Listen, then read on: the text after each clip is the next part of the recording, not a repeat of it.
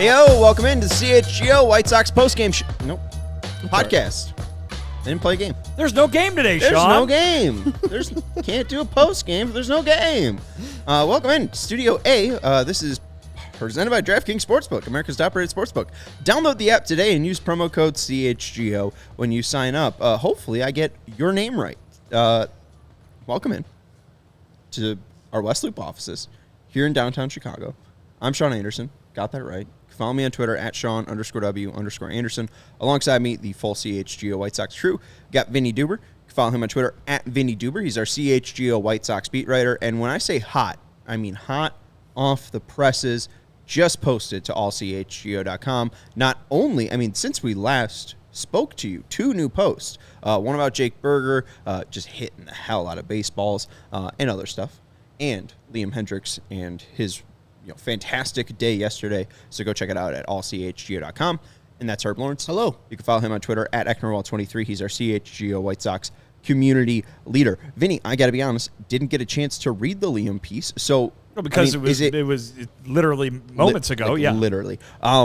So why don't you tease? Since it said it was a 6-minute read. So what are people getting into while they listen to us and read, if they can multitask or waiting after the show? Well, I think if you remember back to when Liam was doing his rehab work, it evolved from, maybe this will be kind of short, to, Liam's not feeling like himself. He wants to take the time to do it, and it was wait and see, and we'll see where it goes.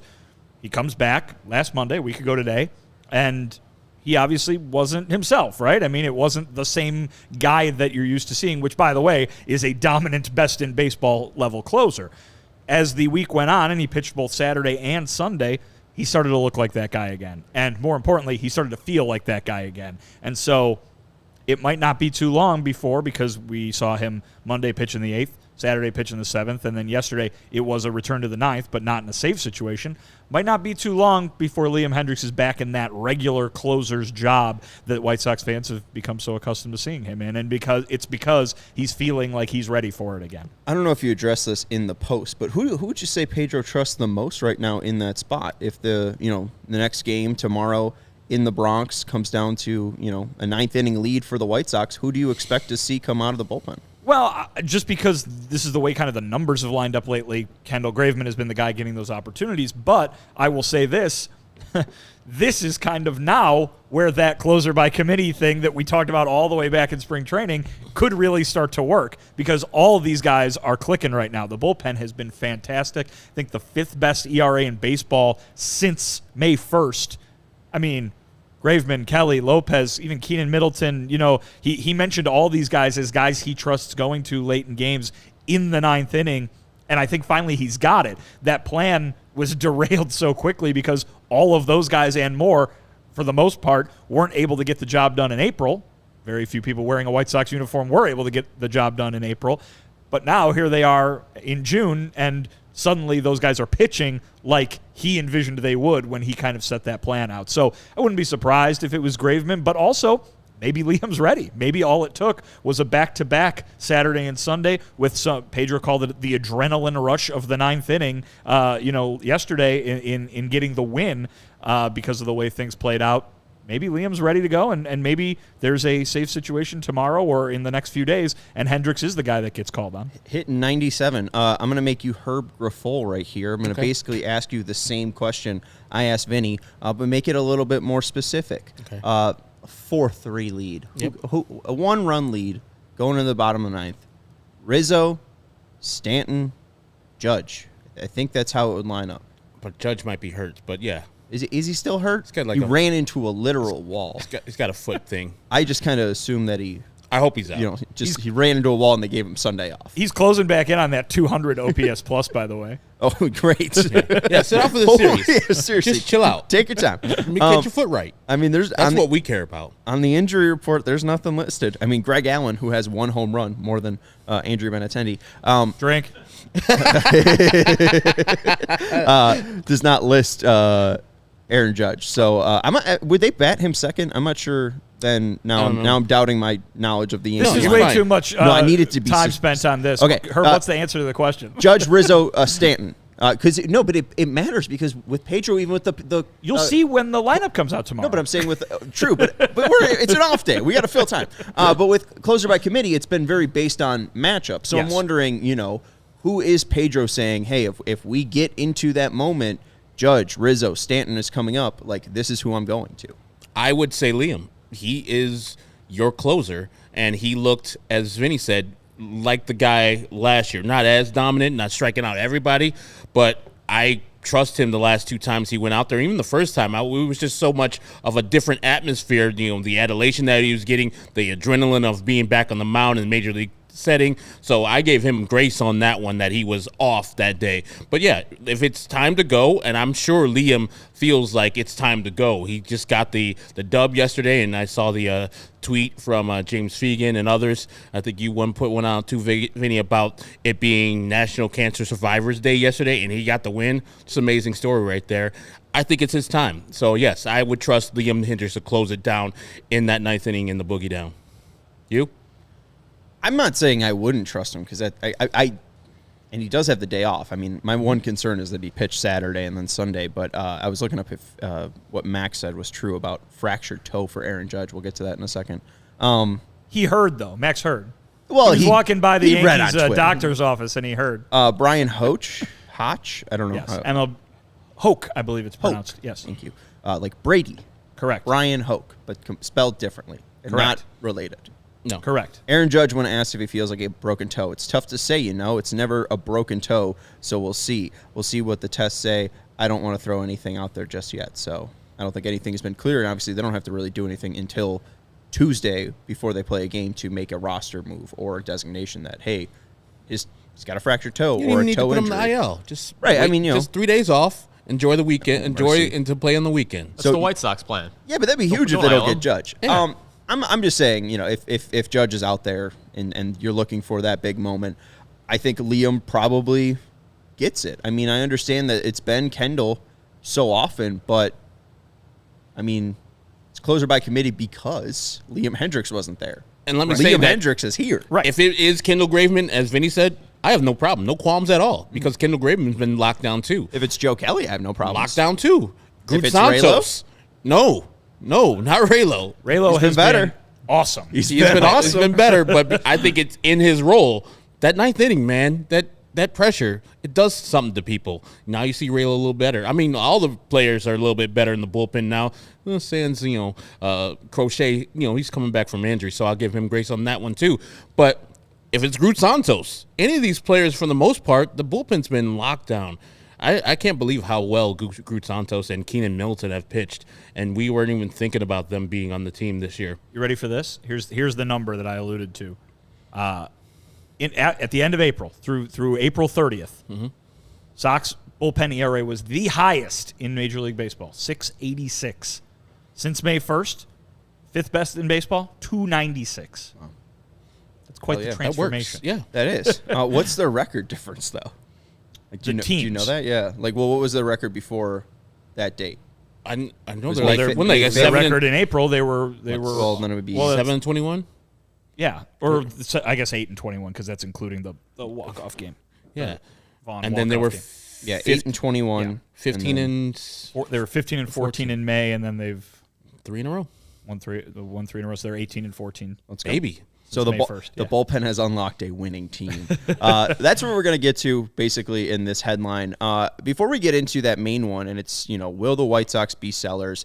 They have 18 games coming up against teams with a combined record, 6 teams with a combined record of 158. So that's including the Red Sox, the Rangers. It's not including the Angels, who just beat them in 3 games at home, but it's also including the Yankees, Marlins, Dodgers, and Seattle Mariners. So very tough. All those teams are north of 500.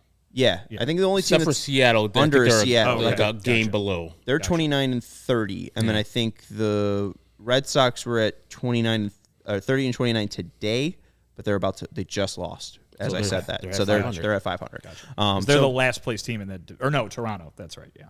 Toronto's not been good. right? Well, no, I think now with this loss, it Now says they've fifth flipped. for. Okay. Yes. Look at how competitive that AL East is. They're You even say fighting for Hoyt, fifth place. Toronto is on a 4-game winning streak, Wow. and they are. Look at them Jays. So the White Sox are on a 3-game winning streak, and they're at 26-35. The Blue Jays, who you said they might be at the last place of the both now fourth. I'm no, pointing but out how good the AL East is. But they're both in fourth place. That's what I was trying to point out. 33-27 on a 4-game winning streak, and they're 8.5 games back. The White Sox are 5.5 games back. They're like, we're not going to win. Crazy. They're like, we're not going to win the East, and the White Sox like, we're going to win this goddamn Central. We'll get to how bad this division is a little bit later on in the show. But let's talk about a little bit what we mentioned yesterday or brought up. One of our past off day shows. It was what has you most worried. Obviously, the bullpen is something I think is the most confident, right? Obviously, so what has you most worried now with the Sox? If it's not the bullpen, if it's starting pitching or this lineup. Kind of alluded to this and what Pedro wants from this team from here on out and what they're trying to fix. Is it the offense or is it the starting pitching that has you more worried? What's the weakest part of this White Sox team? The offense right now. Like in the weekend sweep of the Tigers, they only scored 10 runs. And majority of that came on Sunday where they scored 6. So, yeah, they have not been doing the things that we ascribe them to be. Tim and Andrew, it's a continuing story of them not setting the table, them not showing any power, and not having consistent at-bats. We've already talked about Luis being hot, cold, and we need him to be a little bit more steady. Eloy really hasn't done anything since he returned from the appendectomy, and that's, to be expected because you don't have an appendix anymore. I guess that was his power. That was his Samson. That was his hair. But, yeah. Great Bible reference, Herb. Yeah, me and Jesus like this. But that offense, it should be better. I don't know why it's not better. And to not have Jake Burger in the starting lineup on some of those home games, it's a bugaboo for me. But, it seems to be fine with Jake Burger. It seems to be fine with Pedro getting the at-bats for the other players as need be, and then Jake the occasional start. But I think, this offense needs to pick up the starting pitcher and the bullpen because they're the weak link of this whole team. If we had a discussion earlier in the year, I think I would have said out of all the 3 things, I would have said the bullpen would be the weak link out of the 3 things. I was like, the offense, if they're healthy, we're good. They're healthy. They're just not good, which is weird to me. Like, they still have a good record when all 5 of those guys are healthy in the lineup. But really, the core 5, did they do anything yesterday? Did they do anything to propel this team to 3 wins in a row? No. TA and Moncada both walked ahead of Burger's grand slam. They did walk. That was good. Yeah. Good. I mean, and yeah, that was the one good inning that the offense had. So and TA spit on a pitch that was probably a strike, but hey, that's good eye with a very wild Alex Lang after the game. He took a responsibility for his wildness and said that, hey, tip the cap to the White Sox because they did what was needed. But I would say that, yeah, as Melissa says, second base has been a sieve. Right field has been a sieve. We haven't had a guy. I mean, we were talking about yesterday. Luis Roberts got 13. Jake Burger's got 12 and then falls off the table. We need more power production and just hitting in general.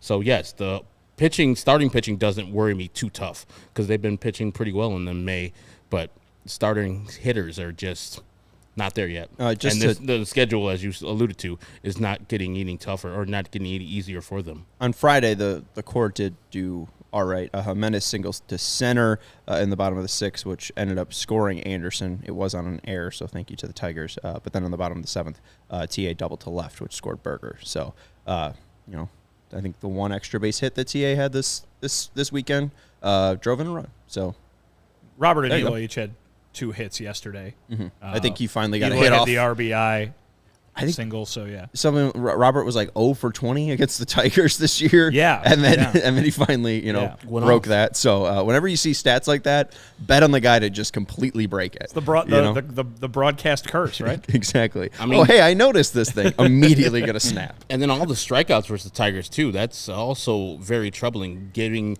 career highs, season highs to people who are not good at baseball. I mean, Matthew Boyd, the last time they saw him as a starting pitcher in Detroit, wasn't great, and they struck out 9 times versus him.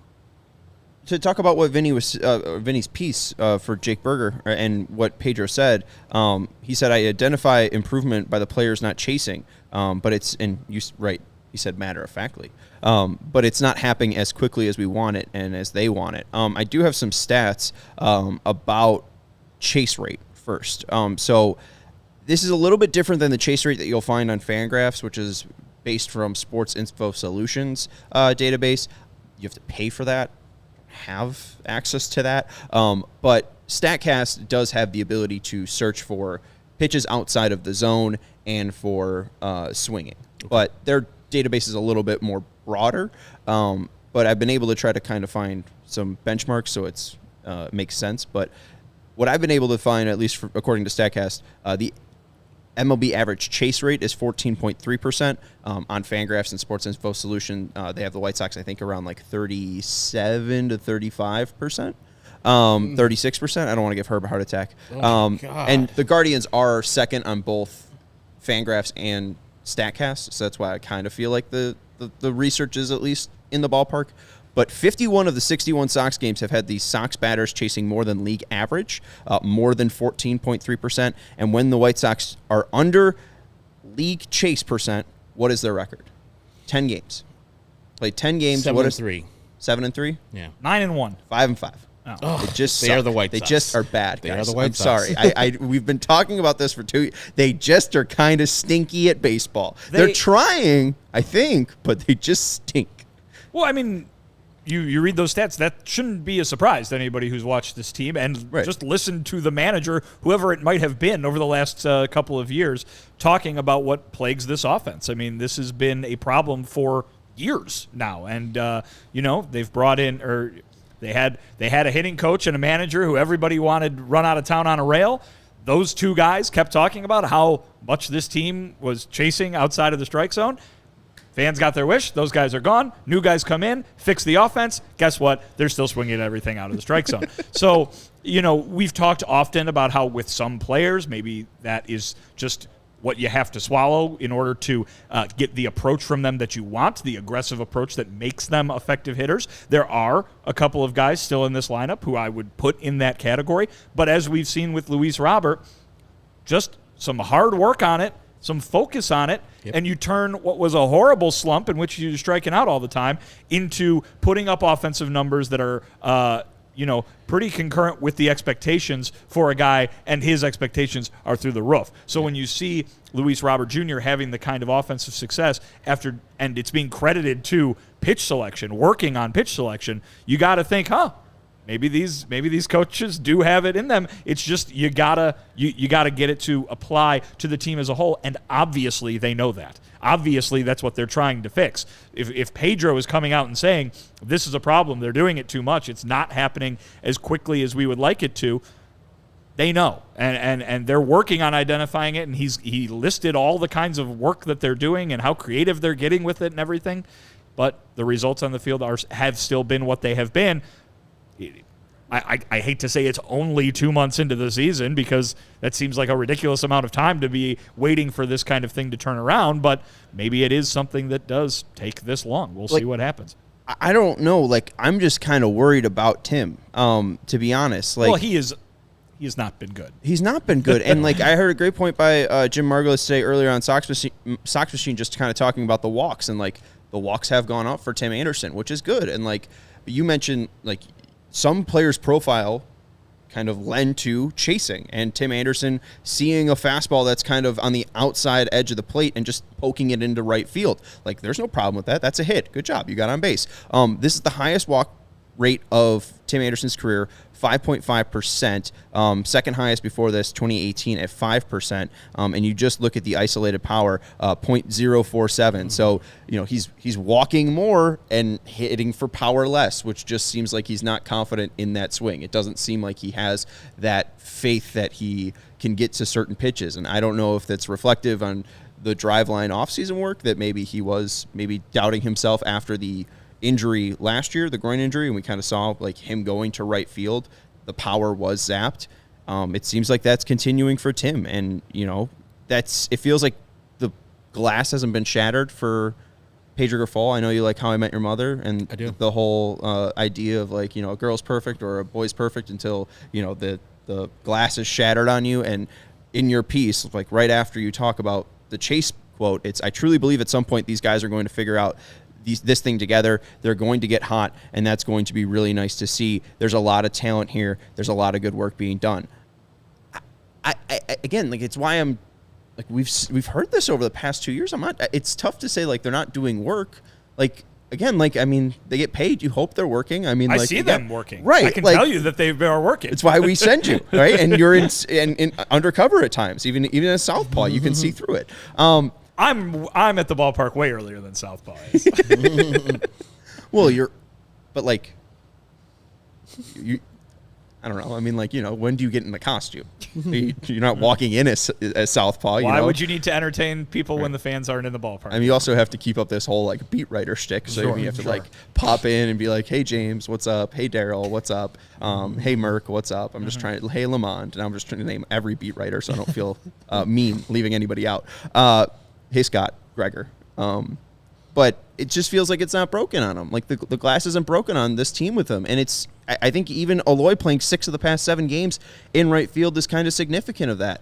Like, I don't know. I feel like if this front office knew how important Eloy Jimenez was to this core, and Tim Anderson isn't that healthy, we see with his 76 OPS plus, we see Yoas Grandal's being taken out of the end of the game because, he's possibly tweaking something on a swing again. And Yoan Moncada, even though he draws the walk in the 9th inning, he's really not providing that pop ever since that Houston series to start off the year. So it just feels like at some point the front office has to say, like, hey, Eloy Jimenez, I don't know if he could be out in right field because, he's probably going to hurt himself. And maybe it's Jake Berger that's really making that so pressing. But, like, I don't know. Like, I don't really think they're going to get hot because we thought that for the entirety of 2022, they never got hot. I mean, this has been the story of the rebuild so far, the story of this era of the White Sox. And now I think very much of that does have to do with the fact that they were never on the field or in the lineup in order to get hot. But here they have an opportunity to finally say, okay, we're all here.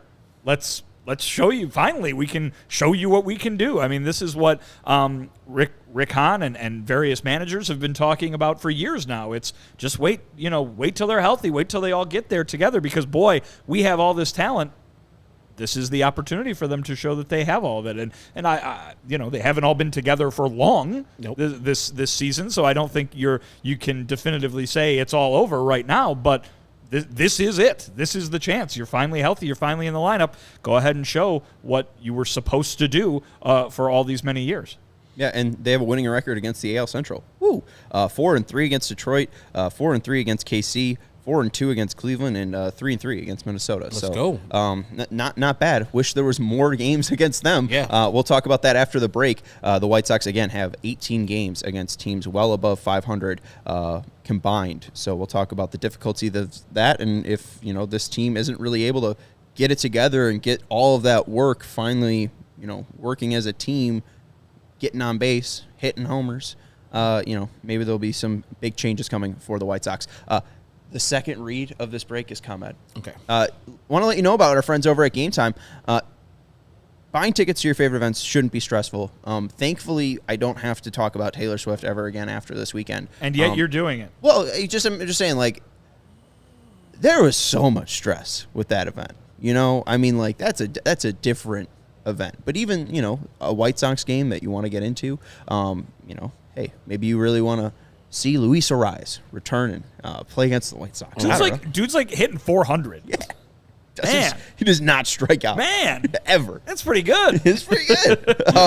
If you want to see the historic season from Luis Ariz, GameTime is the fastest and easiest way to buy tickets for all the sports, music, comedy, and theater near you. With killer deals on last-minute tickets and the best price guarantee, you can stop stressing over the tickets and start getting hyped for all the fun you'll have. And you don't have to stress because you're always going to get the best price. If you find tickets in the same section and row, GameTime will credit you 110% of the difference. It's the GameTime guarantee. And most importantly, you can get images of your seat before you buy so you know exactly what you to expect when you arrive. So you're not sitting behind the stage or you're not maybe having an obstructive view in Wrigley. Yeah, if you're going to the north side, you don't want that post seat. No, you don't. Is there any issue with that? Maybe upper deck with guaranteed rate field? No. I can't think of any. No, that's the whole. I believe the stadium is designed with that in mind. Well, that was really smart of them. That's why it's so far back, Right. so recessed. Right. The upper deck is not covering the lower deck. Right. Look at you guys. But snag the tickets without the stress with Game Time. Download the Game Time app, create an account, and use code CHGO for $20 off your first purchase. Terms apply. Again, create an account and redeem code CHGO for $20 off. Download Game Time today. Last minute tickets, lowest price guaranteed. The comment Architectures are so smart. You know where I read that? Linked to a story that you posted. Oh, Wow. yeah. I should read it again. That was kind of a long read. It's a very long read, but it's very interesting. 45-minute read. Yeah, the posts you can that forbid hold some up the details. upper deck at the rate are the behind the last row of the 100 level. They're those big brick pillars that separate the sections, basically. Do you know who's a good architect? Ted Mosby. That's what I thought. Full circle. I was hoping you'd bring it there, and you did. Yep. The ComEd Energy Efficiency Program is committed to helping families and businesses in the communities they serve, helping manage energy usage, lower energy bills now and into the future. You're right, Herb. ComEd offers a wide variety of incentives on lighting and other efficiency upgrades to commercial, industrial, and public sector customers of all sizes across our beloved territory.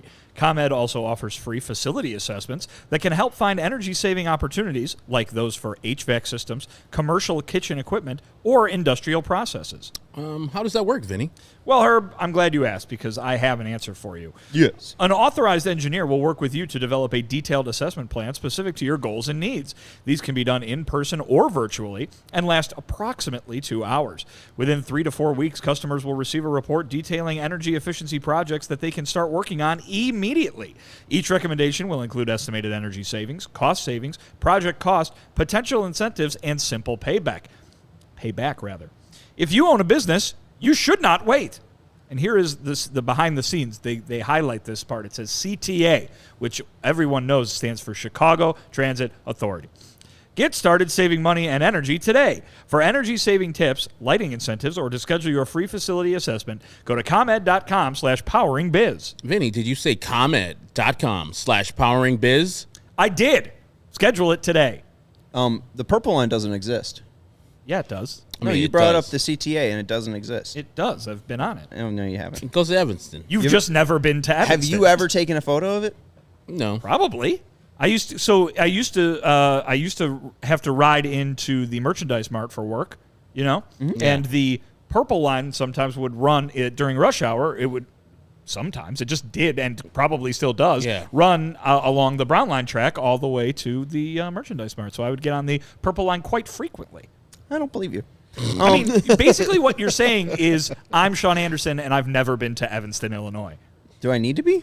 No, but but that's what you're admitting to. Okay, oops. Shoot me. I'm not. I'm sorry. I'm just making a joke. What's that place with the good wings? You should go there. In Evanston? Yeah, I forgot. They have a place. Somebody will tell us about it. But otherwise, no. You don't need to go to Northwestern University. It's a very lovely suburb. Oh, yeah. I bet. But it's right. But you there live on in the lake. Chicago, so Gorgeous on the lake, yeah. Right, but you already live in a city that has lakefront property. Yeah. So there you go. Right. I've been up and down the lake. There you go. I mean, north beaches, south beaches, middle beaches. I was at the beach on Friday. Which one? Montrose. Oh, very Oh, nice. snap. You're right by the crib. Yeah. A lot of bugs. Yeah. Too many. Flies and mosquitoes are everywhere. Do you use a certain spray? Would you endorse a spray? No, so we didn't bring any because we didn't know that was going to be the case. But we brought back this giant can of bug spray from Australia. Hell yeah. That is like bush bug spray, probably For real bugs. might like for bugs that are like the size of a hamburger. I'm questionable on its legality in the United States, to be quite honest with you, but it was in the bag and they didn't take it out. So I have a feeling if you if you walk by a pregnant woman with that on, she might faint. I mean, you never know. You never know. Husky Bardo with the super chat saying, not facing Cortez or Cole. Also, Judge not playing most likely. This needs 2 out of 3, no questions about it. Let's win the bad division. I want it. We'll see. Hopefully the White Sox can do that for all the fans out there. Husky Bardo, apparently I've been watching these games. 2 out of 3. It's still the Yankees, Husky. Still the Yankees. I get it. But, man, with the White Sox going against the Yankees, if we get one, I'm going to be satisfied. Yankees are a third-place team. Yeah. The White Sox just swept a second-place team. Let's go. They are missing. The White Sox are going to be missing Hahn, and I watched Sunday Night Baseball last night.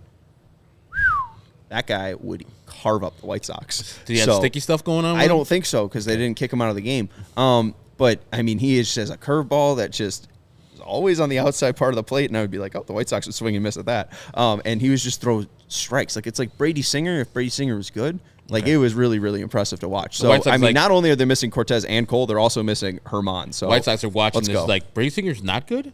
What are you talking about? Brady Singer is a Cy Young to the Chicago White Sox. And not Jared Lorenzen. I said it again. Damn it. Michael Lorenzen. Pillsbury throwboy. I keep on killing that guy and bringing him back. Sky Point. But this upcoming series with the Yankees, and we can even expand this to the 18 games against New York, Miami, Los Angeles, Seattle, Texas, and Boston. How important are they of defining what this team's future is? Because, 2 out of 3 against the Yankees would be nice. Then you got to do it again. And then you got to do it again. Then you got to do it again. And you won't miss Sandy Alcantara, right? And he's going to be pitching for Miami. You won't miss Kershaw. He'll be pitching for the Dodgers. Like, you'll have some very tough matchups. So, yes, you got to take advantage of, the gifts when they come, but just kind of win ball games, whether the matchup's tough or not. So how important are these next 18 games, Herb, for defining the White Sox future? I don't think they're very important. I think they're just tough. I don't think the White Sox have to have a winning record here. I don't expect them to have a winning record here. If they can go 9-9 in the 18, I'll be more than happy because that's just holding water versus teams that are far superior than you are. I mean, they're playing the Yankees, who are like, what are they? 19-13 at home, and the White Sox are horrific on the road. Most of their wins have been coming at home. They're 10-22 right now, or 10-20 on the road right now. In this stretch right here, they'll be playing some teams that are pretty good, both over 500, and they're both good at where they play. So the Miami Marlins, they're a 500 team on the road. That's a chance maybe at home to get 2 out of 3. That's where you pick up the game and you go 500 in the 18. But I don't think at the end of this stretch, unless they go 0-18, which is possible. That would be bad. That would be really bad. That this is a make-or-break type of situation for the White Sox and their front office staff. Because I think no matter what, even if they go a poor record here versus these good teams, I don't think they're going to be too far out of where the Minnesota Twins, Guardians, Tigers are going to be. Maybe they're 9 games out instead of 5 and 5.5. They're still in striking distance. I looked at the September schedule, and I know we did this last year too. The September schedule is filled with mediocre to bad teams, mostly in the AL Central, and then finishing off with a couple NL West teams. So even if they're way out, 10 games after these 18, I think the front office has to say, firstly, we're bad. Secondly, we're bad because our players are not playing well. Thirdly, how are we going to trade these bad players to other teams to get maximum value? And then fourthly, like, Minnesota's right there. We can still get them. So I think this is not a make or break. It could just be like a proving ground for the team to do what they need to do, unless they just have just a simple ass-kickingly worse 18 games of the season, and they're just bad and diabolically out of this damn thing. I can't see them going 0-18. And now I'm saying, I'm like, fuck, they're going to go 0-18. 0-18, that's pretty hard to do.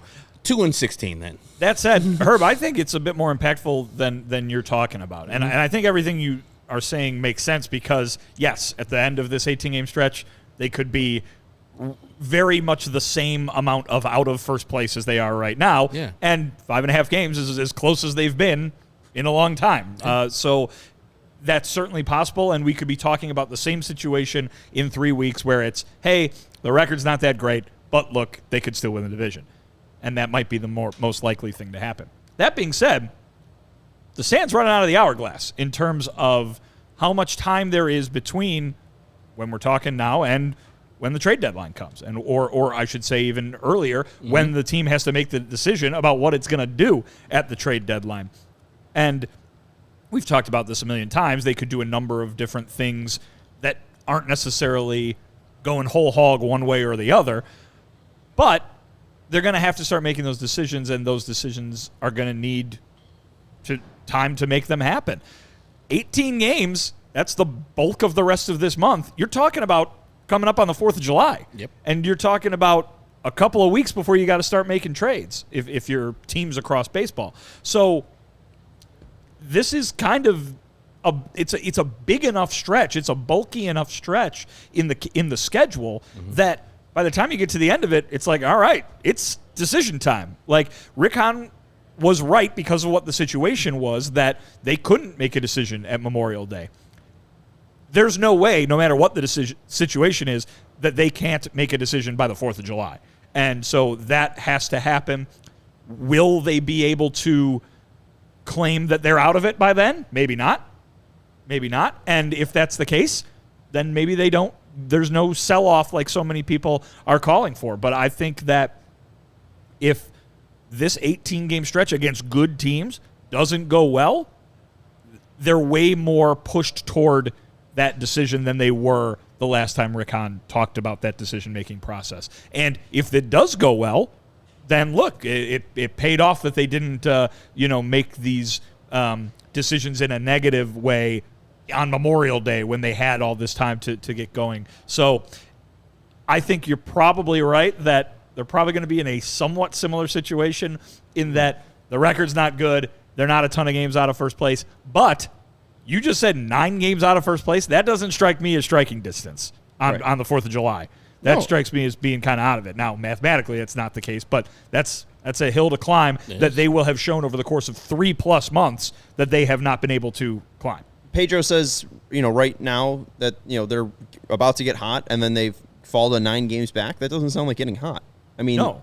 It sounds like you're facing tough teams. And Herb, I understand your point, and Melissa mentions no way they go 9-9. That's wishful thinking, Herb. Appreciate your optimism. I do too. That's why we call him Herbie Sunshine. But 11-24 is their record against teams not in the AL Central. All of the 18 games that they're about to play are not against AL Central teams. This might be ugly. Like, I understand that Luis Severino's got a 5-something ERA. Doesn't have a 5-something ERA against the White Sox. I know Luis Severino's is pretty good. Matthew Boyd had a 5-something ERA too. Exactly, and they've seen him. I don't really have that faith. Clark Schmidt hasn't really been that good. White Sox might be an easy task for him. I think it's going to be a pretty clarifying 18 games, like you mentioned. I think it has to be. It has to be just from a time standpoint. And I think too, like you've mentioned, like if they were in the NL, they'd have the worst record in the National League. I don't know if that's still true just after the 3-game win streak, but they're near the bottom 5 worst teams in Major League Baseball. Mm-hmm. That gives them an opportunity where Armando's talking himself, anything can happen in the playoffs. Who thought the Phillies would be in the World Series last year? The White Sox need to stop talking about that and stop talking like that, because I have a feeling just after these 18 games, it's not going to be a pretty record for the White Sox. It might be more 9 games back in the AL Central rather than 5 games back. I think they have pieces that are intriguing. And you mentioned selling at the highest price. I'm not saying that they should go and trade Luis Robert. Maybe you should entertain it. But Tim Anderson, I think if you get to the point after these 18 games and you're 9 games back, Tim Anderson has to be a piece that you are shopping. Because while we mentioned already that he's struggling and he's got that 76 OPS plus, you really don't find shortstops with that athleticism. And maybe a fresh place, a new scenario, he would be able to turn it on. And he still has next year as a club option, so that's an added value where if a team is looking for a shortstop next year, they could pick up that option. And we still think that while Tim's underperforming, when he's at his best, that is still a budget shortstop with the amount of money that he's making. Now, so I can understand why teams would want Tim with the scenario you just proposed, but you're not getting him. You're not getting value back for him. No one's going to be trading their top prospects for a guy who's got a weighted runs created plus in the 70s. No one's going to be trading for a guy who makes a bunch of errors. And I know I've documented most of them happen versus Cleveland, but still, they're just looking at the sheet and it's like, there's still errors. Dude, what are you doing? What the hell's going on here? And so and people are like, trade him to the Dodgers for this guy, that guy. You think they're really going to trade their top prospects for Tim Anderson? No. Why? Why would they? Like, he's not a player that he was at the beginning of last year and even a slight sliver of this year. So that's why I'm saying, like, you shouldn't trade any of these guys unless they get hotter than crap and they start showing who they are. Yeah, but then if you get hotter than crap, won't they start winning games? Bing, bing, bing. Okay, See, but just trade them. No, stop. Yeah. The core, blow up the core, because I would honestly, love that. like what you would love that, but you're saying that you can't trade them because they're at low value. What they are are low value, but if they start playing like they used, that's why I wanted to trade Eloy last year at his highest value when he was shown that he is one of the best hitters in baseball in that second half. And now he's back to being injured and not hitting a lot. So, yes, you're not going to get a lot for these guys. You're not going to get a lot for Gio. You're not going to get a lot for Lance Lynn. You're not going to get a lot for any of these players who are playing right now on the White Sox. Maybe you get a lot for Dylan Cease, but he's got 2.5+ years to go. Why would you trade him? Like, you still have him as an inexpensive player. If they're giving you top prospects, maybe you think about it. But otherwise, there's no reason to trade these guys away just because – I don't know, you want to retool on the fly? You're not going to be getting those great players. Well, to go to the Robert thing, he's signed until 2027. The only player that matches his contract length is Andrew Benintendi. The only player that would be with them in 2026 with a club option is Eloy Jimenez, as you mentioned, and Aaron Bummer as well. I don't know if that really affects whether they're going to rebuild or retool or not, if Aaron Bummer's on the team or not. And they have a club option, but whatever. That was a joke, anyways. But Benintendi, Robert, and Jimenez, that doesn't scream great core. Because after Tim's contract next year and that club option's gone, he's a free agent, and it's not for sure and certain that they'd bring him back. Again, we're talking about him right now as a 76 OPS plus player. If you think he's got diminished value, doesn't mean that his value is immediately going to start picking up once he's traded. He can continue to plummet in value. This might be who he is. So I really do think that it is Herbie Doomsday, but I feel like that's really where they should lean, because I think it's the best thing for this core. And if you are going to build around Luis Robert, you have to get pieces for Luis Robert that can help him in 2024, 2025, 2026. Tim Anderson cannot do that just with the length of his contract.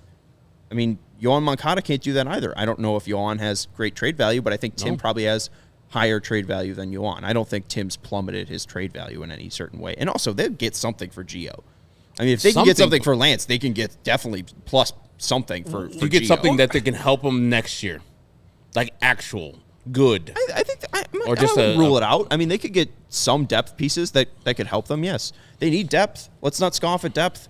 I don't think that your opinion is invalid. I think if you are looking at the long-term, health of this team, yeah, you're probably talking about needing to make some moves in a big way. But here's what I would say to Herb's point. I'm not sure what that return package or guy looks like for any of these guys right now because of the way that they've struggled to this point. And you say trade Tim Anderson. Okay. Then who's playing shortstop for this team next year? Sosa? Ugh. That doesn't sound good. Well, right. That's the immediate thing. Doesn't mean you have to sit on your hands and not try to find a player. But I'm just saying that would be the immediate player. My point then is the same point that I was making in the offseason, which was if there is not a lot of trade value with these guys, then you're talking about backing up dump trucks of money in free agency, which is something. No, but I'm not. I'm saying you have to figure out a way to build a team around Luis Robert. I'm not saying dump money on the problem. That's the thing is, I'm not saying the White Sox will be able to develop Lenny Sosa into a starting shortstop, but I'm saying that the expectations have changed. When we do our season predictions in 2024, you're not predicting them to be a 93-win team. No. So what are we doing? If Tim Anderson is struggling right now, what is going to fix him for the White Sox? What is going to turn him around? Hopefully he turns around. That'd be great, but that's what we've been hoping for the past 2 years with all of these players. But we've already sold off that the White Sox are going to win the World Series this year, or they're even going to make the playoffs. But they have to think, hey, we have very low trade value on all these guys, so it'll behoove us to just push the pedal to the metal with the guys that we have and see if we can get into that playoffs. And magically, in the playoffs, they all turn into the players that they were supposed to be, and we do some damage in the playoffs. Because otherwise, if you trade these guys off, Lenny Sosa is not getting anybody hot. Neither is any right fielder they have in the minor leagues, even Colas. It's a total rebuild if you trade one of these two guys. If you trade Tim Anderson, who's playing shortstop? Lenny Sosa? That's not getting anybody hot. But if you're trading Giolito, Lynn, Tim Anderson, Is a shortstop not? Are you not going to try to, as a smart GM, not try to work a shortstop prospect in there? I'm just saying. Just say what you just said again. But here's the thing. What? You The think smart you're GM part. gonna? That's fair. You think you're I going to know, get? but I can't fire him. You think you're going to get a major league I caliber never said starting major league. shortstop? No, I said a shortstop prospect. But that's just That's another years roll of away. the dice. I guess my point is. But I'm saying, like, you need that. Like, Luis Robert's going to be here until 2027. What you need is an opportunity for that window to open again. It feels like this window is closed. The Tim Anderson, the Yohan Moncada, the Yasmani Grandal window has closed. Like, those guys are not helping this baseball team. Tim Anderson shouldn't lead off for them, I think, in the next upcoming games. Like, when they are going up against Clark Schmidt, I think Andrew Benintendi should lead off for the White Sox, because we saw even yesterday he's able to get on base. He's able to draw a walk. He's able to have a quote-unquote professional at-bat, drink. Like, it's a lot better than Wow, what... he's doing the drinking game himself now. It's a lot better than what Tim Anderson's doing out there consistently. It's just mediocre replacing mediocre. I get it. I'm not saying it's a good team. I'm saying they should sell. Well, and I'll play off of that, right? So Alec had a comment earlier that said, "Is the team sneaking into the playoffs by winning this bad division do anything for anybody?" Right?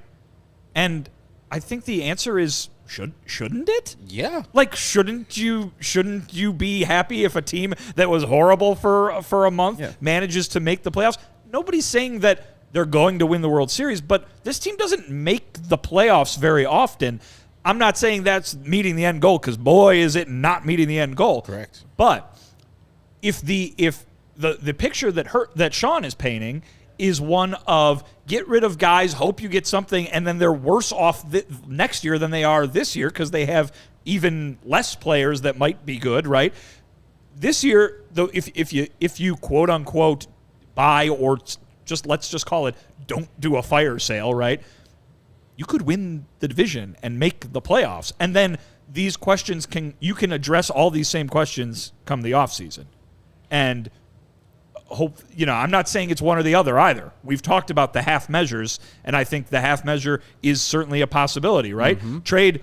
You trade if you're in a position to sell, if you're the White Sox, you trade guys whose contracts are expiring this year. But hey, most of this is still intact for next year. Add to it, and maybe and next year is a way to go too. Again, I get it. Everybody is sick of maybe this will work. Maybe this will work. They want some certainty.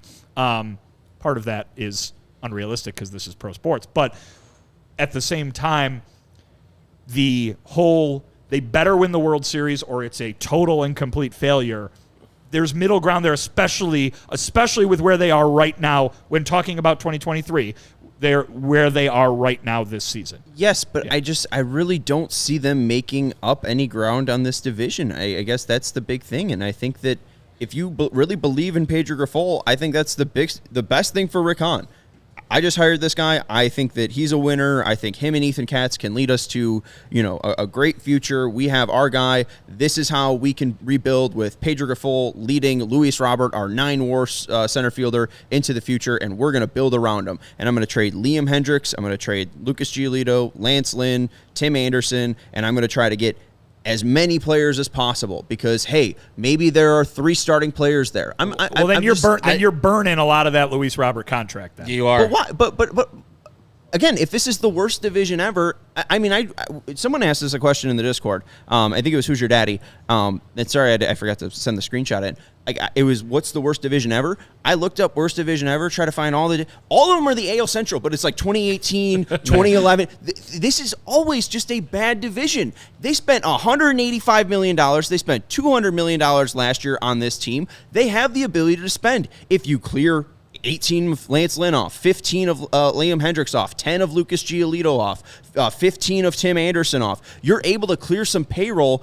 You don't have to go sign the shortstop to replace him. But hey, let's get depth. Let's get a great Charlotte team because if a major leaguer goes down, we have the ability to replace a 2-WAR player with a 2-WAR player. And as maybe it's just attribution against the AL Central. We have Luis Robert. That's our king, and we're just able to replace our rooks and ever. We don't need, we're we're playing chess, straight. baby. Let me get this straight. Not checkers. Your big plan for the White Sox in 2024 is to be average. Make the Charlotte Knights good. Yes, make the Charlotte Knights good because then the White Sox are good. Put it on a hat. Yikes! No, but I'm saying though, talk about an uninspiring offseason.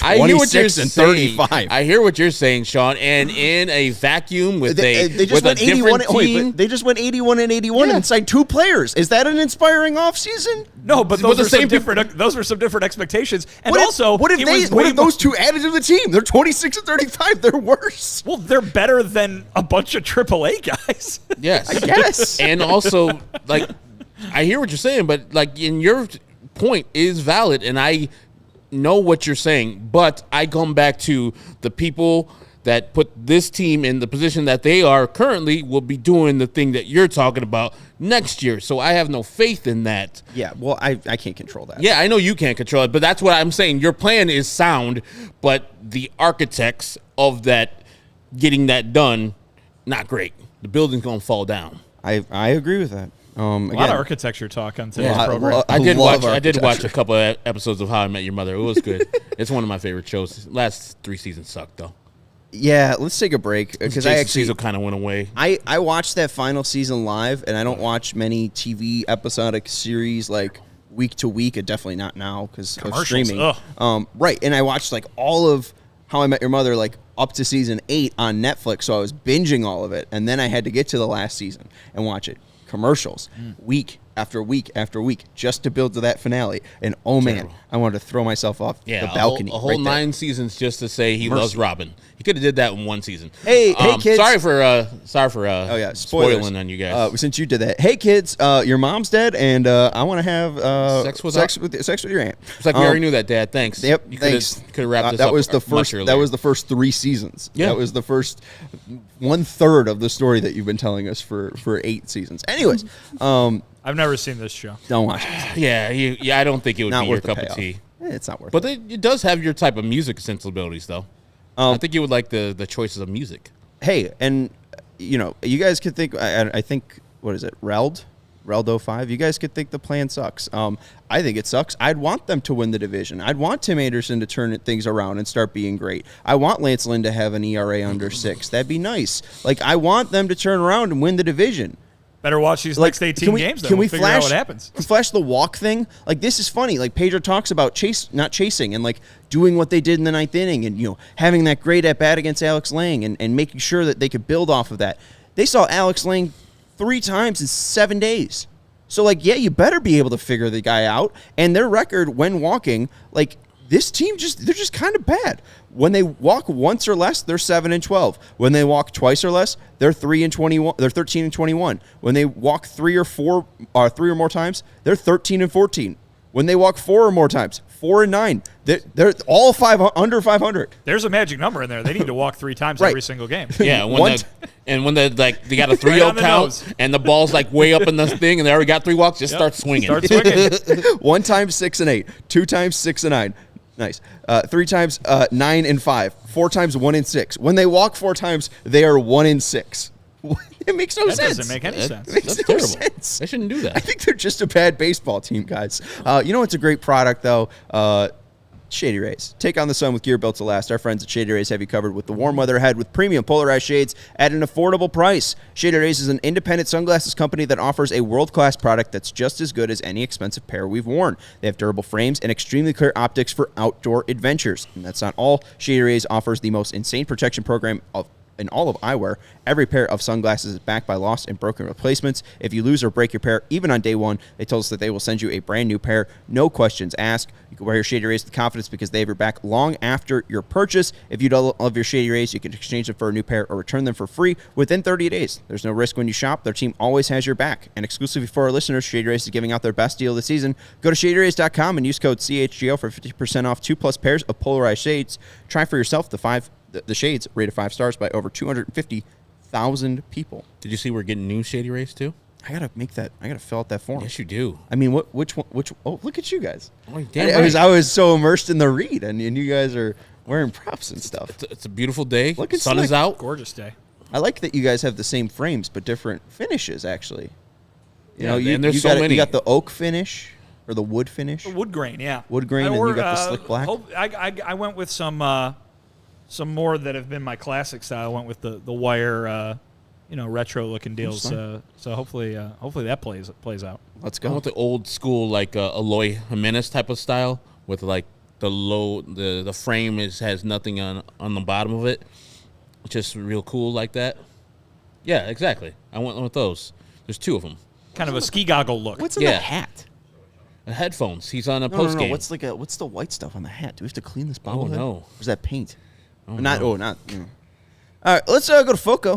They didn't donate that bobblehead. They donated this lovely Southpaw bobblehead right in front of us. They donated some awesome pieces of TA1 behind me as well. So go check out their deep roster of bobbleheads, hoodies, shoes, signs, and everything in between over at FOCO, FOCO.com. You can get fitted in the best sports gear around. And since it's spring and baseball season, they have Aloha shirts, straw hats, polos, everything you need for a game. So again, get hooked up at foco.com, FOCO.com, or click the link in the description below. And for all non-presale items, use the promo code CHGO for 10% off.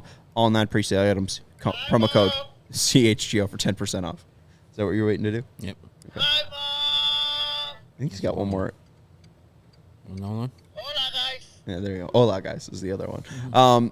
Final thing is, I mean, I guess I didn't know where to go here. No, you were going to do Mailbag Monday, but I think you already did it right before. Worst division stuff. I mean, we know the division's bad.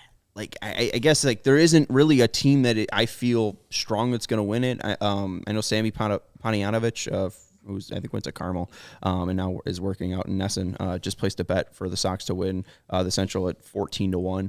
I mean, hey, more power to you if you think it's going to be them. I just really don't believe it because like.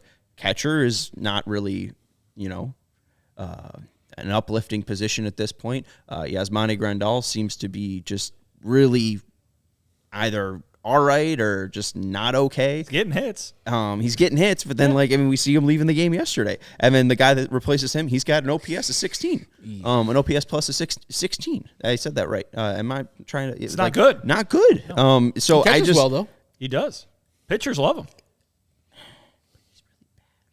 He really can't hit the ball. He's really bad. Yeah, he's bad not at there. the one thing. He's not there for that. That's important. It is. We said what's the most important part of this White Sox team? Is it the starting pitching or the offense? And then we said the offense. And then the guy that's really good at catching can't hit. I mean, I understand that that's not his job, but backup catchers are not known for their offensive prowess. Oh, I know, and I'm not really trying to throw Sebi under the bus here. But it's yet. it's no. Ran over. I'm just saying. Yeah, he's got the tire tracks on. Like catcher isn't really that inspiring. My guy Andrew Vaughn, even though the exit velocity and power to the gaps have been up over the past couple 10 games, hasn't resulted in too many more home runs. Second base, we know that's like historically one of the worst positions ever so far through 61 games. Tim Anderson, we've talked about. Yohan Moncada, we've talked about. Benintendi, Drink.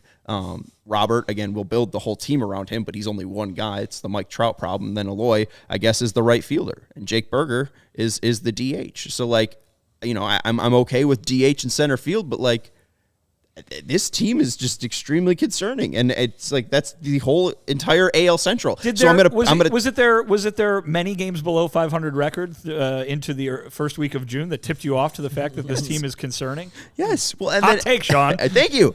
But I don't know. I just feel crazy because once they hit July 4th, if they have the idea to sell, and it's just all right, we're getting rid of Lucas Giolito and Lance Lynn, it feels like another half measure.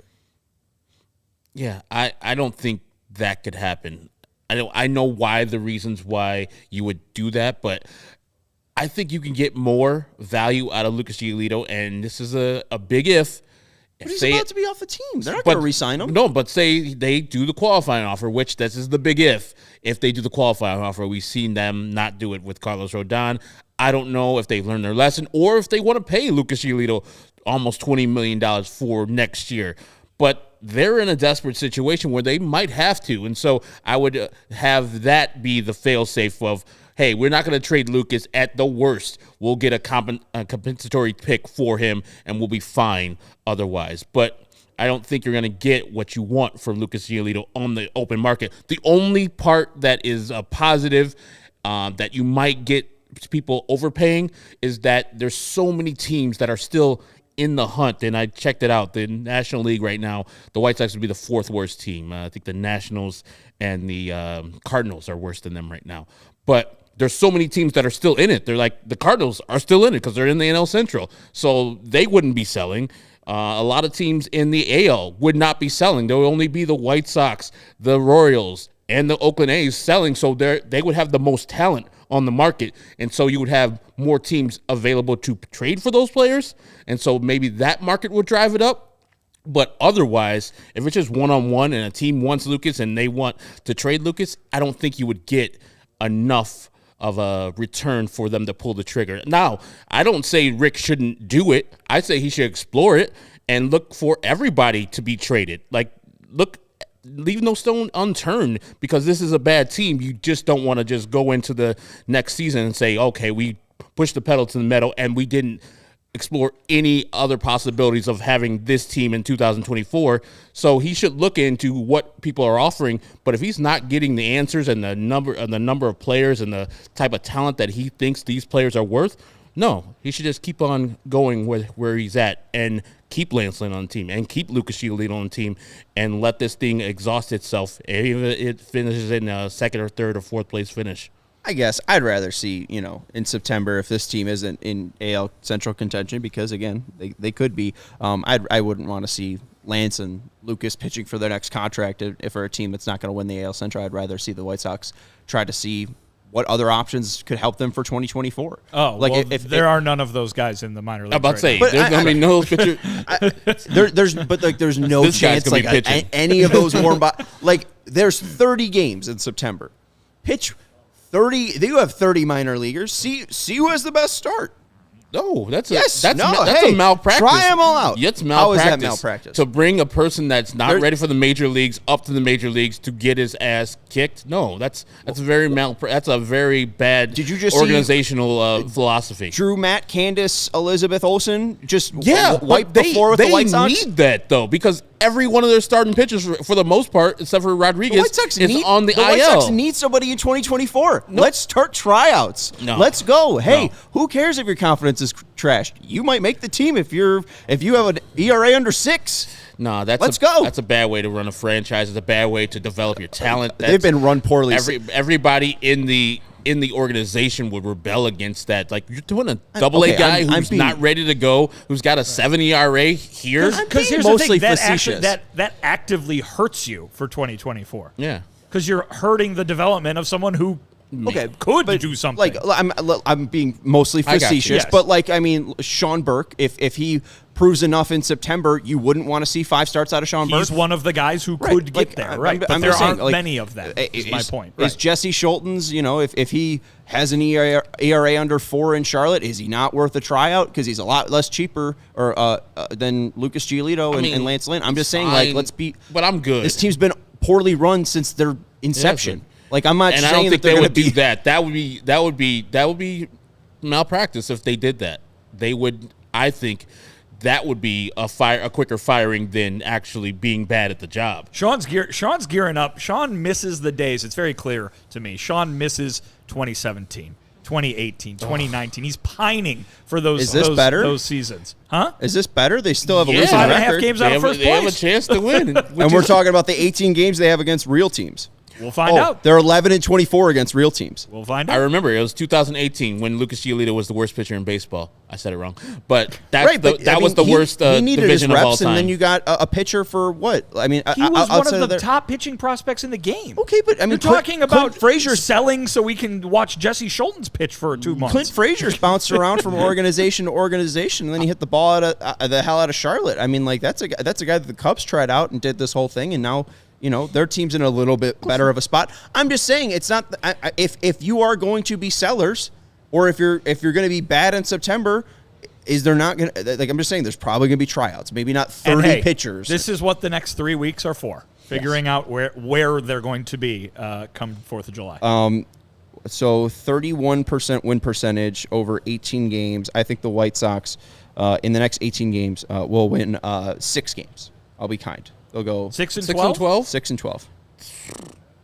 Could happen. Could be 7-8 games out. 7-8 games out. There we go. That's what I was looking for. All right.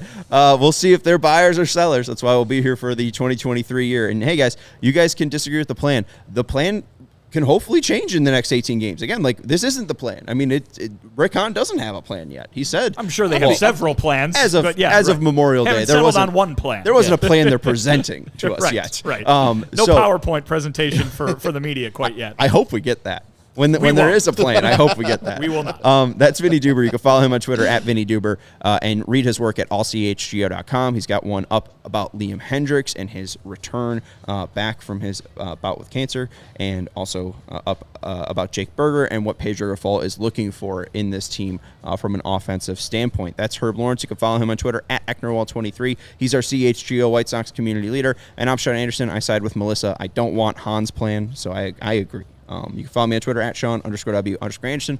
We'll talk to you tomorrow. We got a pregame and a postgame show for the White Sox taking on the Yankees. We'll talk to you then. Go Sox.